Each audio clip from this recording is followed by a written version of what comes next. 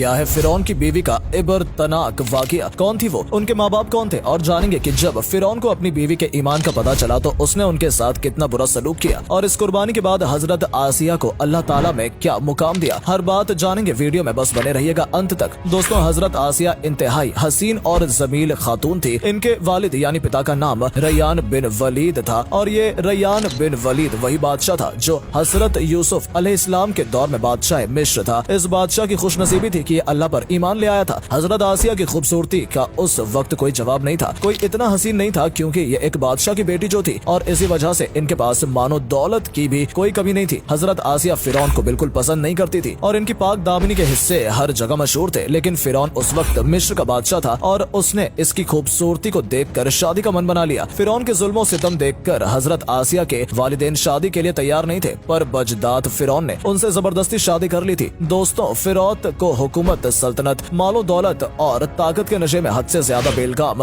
मगरूर और अंधा कर दिया था। इस तरफ फिरौन ने हजारों बनी इजराइल के लोगों को गुलाम बनाकर रखा हुआ था और उन पर हर तरह के जुल्म सितम करता था। एक तरफ फिरौन ने खुदाई का दावा किया था और उसने लोगों को ये यकीन दिला रखा था कि वही खुदा है और उन मासूम लोगों के साथ जानवरों जैसा सलूक करता था। ऐसे ही तेज रफ्तार के साथ वक्त भी गुजरता गया। साल महीनों में, महीनों हफ्तों में और हफ्ते दिनों में तब्दील होकर गुजरते चले गए। फिर ऐसे ही वो वक्त आ गया जब अल्लाह ताला के प्यारे नबी हजरत मूसा अलैहिस्सलाम अपने भाई हजरत हारून अलैहिस्सलाम के साथ मिस्र तशरीफ लाए। अल्लाह ताला ने हजरत मूसा अलैहिस्सलाम को मिस्र के कौम की तरफ हिदायत के लिए और दावते हक देने के लिए भेजा था। हजरत मूसा ने बनी इजराइल के कौम को अल्लाह की तरफ से आने की दावत दी और बूत पूजा से बचाने की पूरी कोशिश करने लगे। हजरत मूसा ने फिरौन को तरह तरह के मोज़ज़े दिखाए, लेकिन इतना कुछ करने के बाद भी वो लोग कुफ्र पे अड़े रहे और अल्लाह ताला की तरफ आने से इनकार कर दिया। लेकिन इसके बाद भी हजरत मूसा फिरौन के साथ साथ बनी इजराइल के बदबख्त लोगों को दावते हक देते रहे। जब फिरौन ने देखा कि ये आदमी तो रुक ही नहीं रहा और फिरौन जब मूसा अलैहिस्सलाम के तबलीग में कामों में तंग आ गया तो उसने हजरत मूसा को पूरी मिस्र के कौम के सामने जलील करने का सोचा। उसने हजरत मूसा को पूरे मिस्र के सामने झूठा साबित करने का इंतजाम बनाया। फिरौन ने इस काम के लिए एक खास दिन मुकर्रर किया जिस दिन मिस्र में एक बहुत बड़ा मेला लगता था और उस दिन मिस्र का लगभग हर इंसान वहाँ इकट्ठा होता था। मेले में फिरौन ने मिस्र के तमाम बड़े से बड़े जादूगरों को दावत दी और हजरत मूसा अलैहिस्सलाम को झूठा साबित करने की पेशकश रखी। अब जब मेले का दिन आ पहुंचा तो उस मेले में एक बहुत ही बड़ा मैदान सजाया गया। इधर फिरौन अपनी फिरौनियत के नशे में मखमूर होकर तख्त पे जा बैठा और सल्तनत के बड़े से बड़े जादूगर भी जमा हो चुके थे, लोग भी इकट्ठा हो चुके थे और ये हक और नाहक का मैदान था। एक तरफ फिरौन बड़े से मजमे बड़े बड़े जादूगरों के साथ तख्त पे बैठा हुआ था और एक तरफ हजरत मूसा अपने भाई हारून के साथ मुकाबले के लिए तैयार खड़े थे। सबसे पहले जादूगरों ने फिरौन की इज्जत और खुदाई की कसम उठाकर अपने जादू की लाठियां और रस्सियां फेंकनी शुरू कर दी। वो लाठियां और रस्सियां एकदम से सांप बनकर पूरे मैदान में दौड़ने लगी। इन सांपों को देखकर मजमे में हलचल मच गई, लोग बदहवास होकर इधर उधर भागने लगे। इधर फिरौन और उसके लोग इस मंजर को देखकर तालियां बजाने लगे और खुश होने लगे। उधर अल्लाह ताला ने अपने प्यारे नबी हजरत मूसा अलैहिस्सलाम को अपना असा मुबारक फेंकने का हुक्म दिया। हुक्म की तामील करते हुए हजरत मूसा ने असा को उन सांपों के बीच फेंक दिया। दोस्तों, देखते देखते वो असा एक खौफनाक असलहा बनता दिखाई दिया जो जादूगरों के तमाम सांपों को एक एक करके निकल गया। अब उन जादूगरों के पास इससे कोई बेहतर जादू न बचा था और हजरत मूसा का ये जादू देखकर उन जादूगरों के दिल में भी ईमान का नूर जागने लगा और सारे जादूगर अल्लाह ताला के हक में सजदे में गिर गए और अल्लाह ताला की तस्दीक की और उन पर ईमान ले आए। और फिर जब हजरत मूसा अलैहिस्सलाम के ये मोजज़े और जादूगरों के ईमान लाने की खबरें फैलते फैलते हजरत आसिया के पास जा पहुंची तो उस वक्त उनके दिल में भी दीन इस्लाम का नूर चमक उठा। इस तरह हजरत आसिया जालिम फिरौन की बीवी अल्लाह ताला पर ईमान ले आई। लेकिन दोस्तों, उनका ईमान लाना इतना आसान न था क्योंकि वो इंतहाई जालिम और खुदाई के दावेदार फिरौन की बीवी थी। एक तरफ हजरत आसिया ईमान तो ले आई थी मगर एक तरफ उन्हें इस बात का बहुत डर भी था कि अगर कहीं से फिरौन को इस बात का पता चल गया तो उनके ऊपर जुल्म सितम का पहाड़ तोड़ देगा और उनके जुल्म की तमाम हदें पार कर देगा। लेकिन इसके बावजूद भी अल्लाह पर ईमान फिरौन के डर पर भारी पड़ गया और हजरत आसिया ने अपना सब कुछ अल्लाह के फैसलों पर छोड़ दिया। हजरत आसिया ने पहले तो अपने ईमान को किसी पर भी जाहिर न किया। कुछ अरसा ऐसे ही गुजरता गया और फिर एक दिन ऐसा अजीबोगरीब वाकया सामने आया जिसके बाद हजरत आसिया के दिल में फिरौन के जुल्मों के सितम की आग कुछ ज्यादा भड़क उठी। वो फिरौन से और भी ज्यादा नफरत करने लगी। फिरौन की तरफ से मुसलमानों पर हो रहे जुल्म हजरत आसिया के लिए नाकाबिले बर्दाश्त थे। दरअसल दोस्तों, वाकया ये था कि फिरौन की बेटी की एक खादिम थी जो फिरौन की बेटी के सिर में कंघी किया करती थी। गलती से उसके हाथ से कंघी गिर गई और खादिमा ने बिस्मिल्लाह पढ़कर कंघी को उठा लिया। ये कलमा पढ़ते हुए खादिमा को उसकी बेटी ने सुन लिया और फिरौन से जाकर शिकायत कर दी कि वो खादिमा आपके अलावा किसी और को खुदा मानती है और आपके अलावा किसी और की इबादत करती है। ये बात सुनकर फिरौन गुस्से में आ गया और खादिमा को दरबार में बुलाया और पूरी हकीकत जानने की कोशिश की कि आखिरकार वो मेरे अलावा किसको खुदा मानती है। खादिमा ने फौरन से जवाब दिया कि सिर्फ मेरा ही नहीं, तेरा भी खुदा वही है जिसे मैं मानती हूँ। उसके अलावा कोई खुदा नहीं, उसके अलावा कोई भी इबादत के लायक नहीं। खादिमा की ये बात सुनकर फिरौन उसके ऊपर और ज्यादा गुस्सा हो गया और बिना कुछ सोचे समझे खादिमा के साथ उसके मासूम बच्चों को सजा के तौर पर खौलते हुए तेल में डाल दिया और उन्हें शहीद कर दिया। ये खौफनाक मंजर हजरत आसिया की आंखों के सामने हुआ जिसे वो बिल्कुल बर्दाश्त नहीं कर पा रही थी। फिरौन की बीवी ने इस खौफनाक मंजर के साथ साथ वो मोहब्बत भरा मंजर भी अपनी आंखों से देखा जब खादिमा और उसके मासूम बच्ची की रूह को फरिश्ते अपने हाथों से अल्लाह की बारगाह में ले जा रहे थे। खादिमा के पक्के ईमान से अल्लाह खुश हो रहा था और पूरा आसमान खुशी से झूम रहा था। फरिश्तों को ले जाते देख हजरत आसिया का ईमान पहले से ज्यादा मजबूत हो गया और अब वो ज्यादा इस्लाम की तरफ खिंचती चली गई और इबादत में मशगूल रहने लगी। और उसके सामने ये भी वजह होगी कि हजरत मूसा अल्लाह के सच्चे नबी हैं। हजरत आसिया इस बात से बहुत परेशान रहने लगी कि मैं मुसलमान होने के बावजूद मुसलमानों पर होने वाले जुल्म और सितम को किस तरह बर्दाश्त कर सकती हूँ। हजरत आसिया अभी इन्हीं ख्यालों में गुम थी कि उतने में फिरौन उनके पास आया और अपने द्वारा उस मुसलमान औरत पर किए जाने वाले जुल्म के किस्से सुनाने लगा। जब हजरत आसिया से रहा नहीं गया तो उन्होंने कहा, ए फिरौन, आखिर कौन सी चीज ने तुझे इतना घमंडी बना दिया कि तू खुदाई के दावे पर